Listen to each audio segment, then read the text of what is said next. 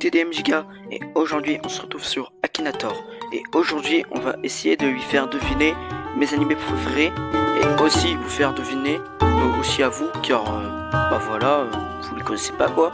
Donc c'est parti, on commence. Alors première question, y a-t-il beaucoup de morts? Oui, il y a beaucoup de morts. L'action se déroule-t-elle aux États-Unis? Non. Enfin, aux États-Unis.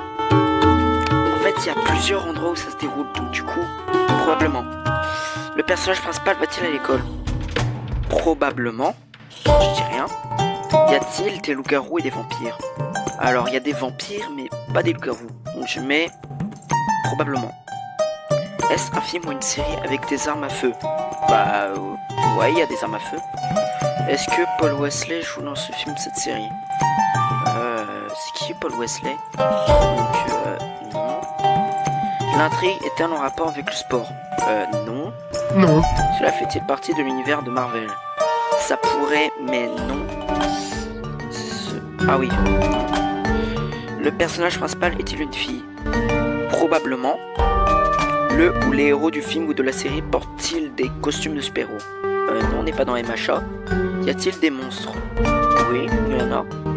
L'intrigue est-elle de construire autour d'un groupe d'enfants? Hein?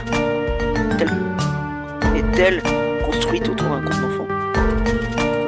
Non. L'histoire parle-t-elle de vampires? Oui. Est-ce que Nina Dobrev joue dans ce film ou cette série?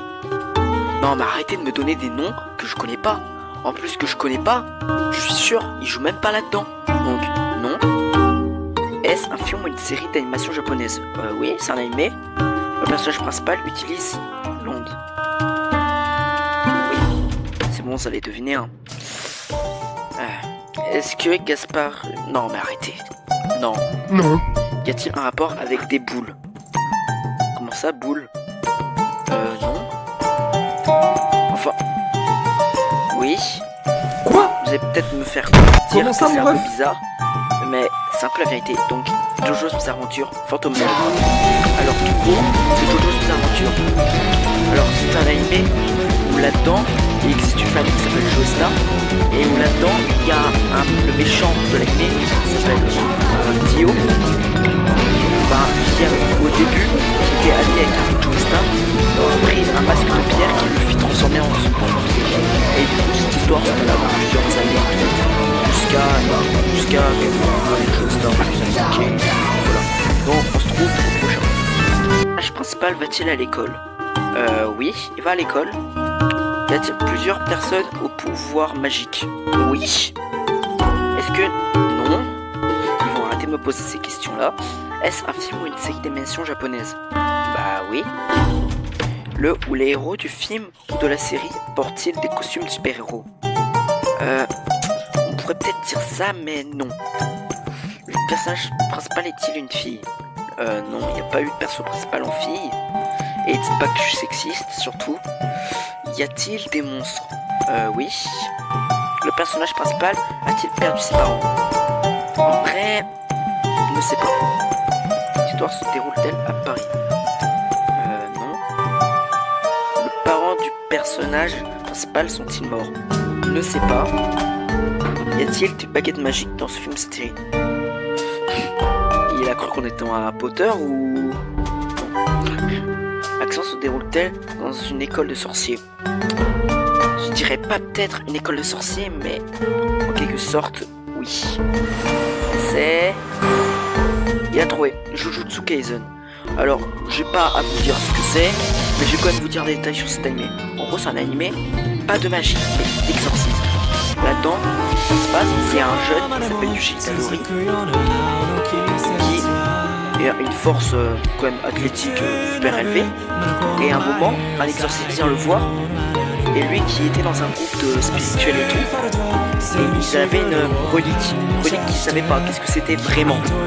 Donc l'exorciste vient lui voir, il va lui dire est-ce qu'il aurait vu une relique qui vient du démon à deux têtes Ryumen Tsukuda. Et lui dit que c'était à ses amis. Du coup, en arrivant les sauver et tout, car il y avait un fléau, monstre d'animé en tout, qui était au-dessus d'eux, et ben il a bouffé le doigt car ça pouvait en quelque sorte lui rajouter de la force, en même temps sauver ses amis.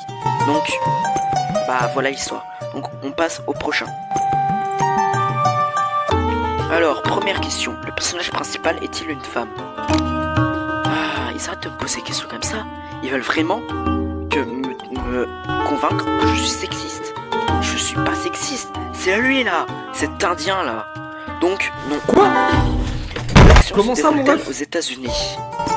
Non, ça se déroule pas aux États-Unis, non. Là, c'est un film ou une série japonaise. Oui. Le personnage principal va-t-il à l'école? Non, il va pas à l'école. Il y en a plus. Non, je viens de vous spoil. Vous avez rien entendu. Des pirates sont-ils présents dans ce film ou cette œuvre? Non, il n'y a pas de pirates. Le personnage principal a-t-il une épée? Non. Le personnage principal a-t-il des pouvoirs surnaturels? Non, c'est pas vraiment un animé surnaturel ou magique et tout. Y a-t-il beaucoup de morts? Non, vraiment pas beaucoup. L'intrigue est-elle en rapport avec le sport? Non, c'est pas IQ ou Inazuma Eleven. Est-ce un film ou une série pour les enfants? Probablement, je dirais. Le héros du film ou de la série est-il un adolescent? Il a pas 15 ans ou un truc comme ça. Ouais. La science est-elle au cœur de l'histoire? Je pense que vous allez trouver. Le personnage principal a-t-il des cheveux verts? Probablement. Le personnage principal a-t-il une sœur ou un frère? Ah là par contre non. Les parents du personnage principal sont-ils morts? Logiquement oui. Et c'est Dr. Stone. Alors Dr. Stone, c'est un animé, un shonen si vous préférez, qui se passe en gros, c'était à notre existence, à l'année où on est, je sais pas, une année de nos jours en gros. Et ben à un moment, un scientifique qui aime bien la science et tout, et ben à ce moment-là, une lumière verte paralysa la Terre.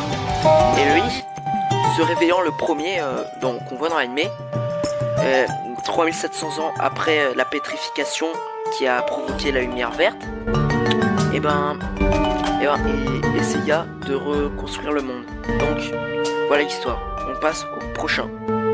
Première question. Le personnage principal est-il une fille? Non, toujours pas. Est-ce un film ou une série japonaise? Oui, c'est totalement une série japonaise. Le personnage principal va-t-il à l'école? Oui, il va à l'école. Le ou les héros du film ou de la série portent-ils des costumes de super-héros?